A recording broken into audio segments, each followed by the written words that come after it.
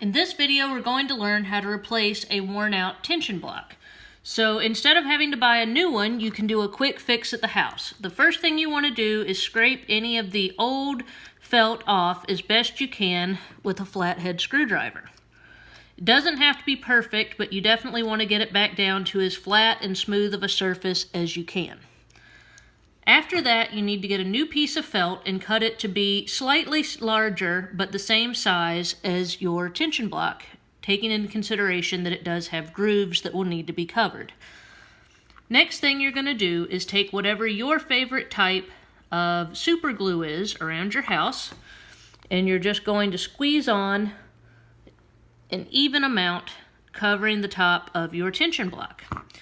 You then take the top of the felt, and I like to use the side of my screwdriver to help really push down the new felt into the grooves completely. You can see on the side, so that you it's fully covering all of the old felt and there's no extra glue. It's definitely important to note to let your tension block dry for as long as the glue that you used claims it needs to dry to be fully set before inserting it back into your wheel so as to not cause complications. After that, you see you have brand new felt on your tension block and you should be good to go to be spinning with proper tension again.